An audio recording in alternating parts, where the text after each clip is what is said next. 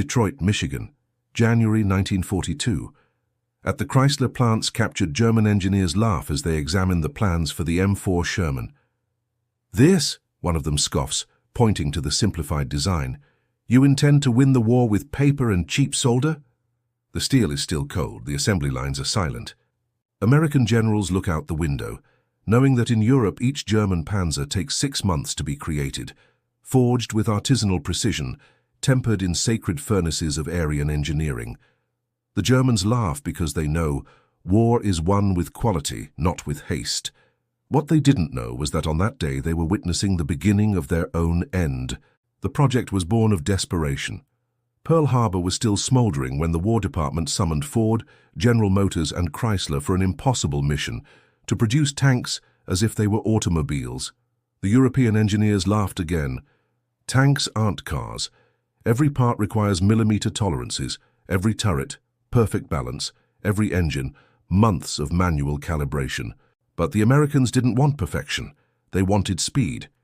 The M4 Sherman's blueprint was industrial heresy.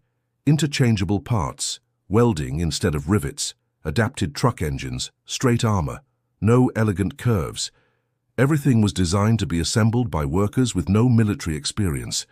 The first prototypes failed spectacularly. Engines caught fire, turrets jammed. British commanders rejected the initial shipments, calling them tin coffins. No one imagined that this apparent failure carried the seed of victory. North Africa, October 1942.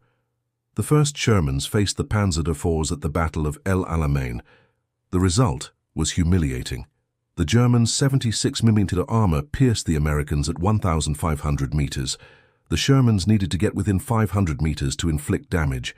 A British report said, "The Sherman burns before it dies. Our men call it Ronson, it lights on the first try." German commanders laughed again. Erwin Rommel wrote in his diary, "The Americans sent toys into a war of titans." And for a moment, it seemed like they were right. But something was happening 9,000 kilometers away.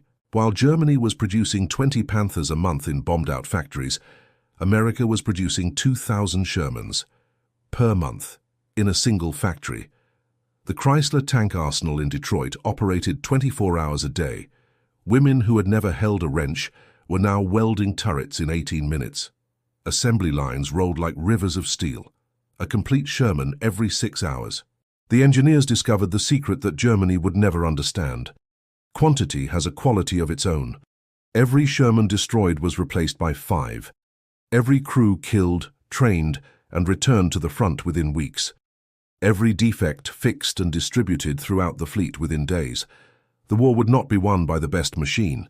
It would be won by the inevitable machine. France, June 1944. The beaches of Normandy vomited steel. 2,000 Shermans in a single day. Then 5,000. Then 10,000. German commanders watched in silent despair. They destroyed 3 Shermans, and 7 took their place. They ambushed 1 column, and 2 skirted the flanks. A Wehrmacht officer wrote, "We are not fighting soldiers, we are fighting factories." The sound was unmistakable. The incessant roar of thousands of Chrysler A57 multibank engines, 30 cylinders of industrial fury, echoing across the European plains like horizontal thunder. Each Sherman carried 90 rounds, each division 200 tanks. The rate of fire was pure mathematics, mass destruction, mass-produced. The Germans stopped laughing. The Sherman wasn't the best tank of the war, but it was the tank that couldn't be stopped.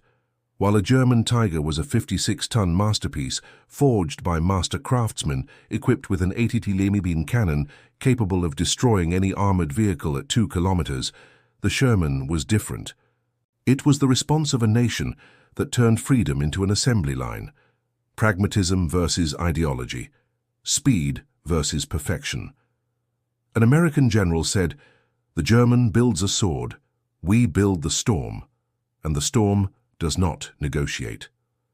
Berlin, May 1945. When the Shermans crossed the Rhine, 50,000 of them roared down German roads. The Reich's factories lay in ruins. Every Panzer lost was irreplaceable. Every Sherman destroyed, forgotten. The German engineers who had laughed in 1942 now watched from the prisons of war. They understood too late. They hadn't lost to a better tank. They lost to an impossible blueprint that made victory inevitable. They laughed when they first saw her. They stopped laughing when they realized that the sound of laughter mingled with the thunder of defeat. The M4 Sherman was not the perfect warrior. It was the infinite warrior. And as the last German Tiger fell silent, only one sound remained, the relentless roar of 50,000 American engines teaching the world a simple truth.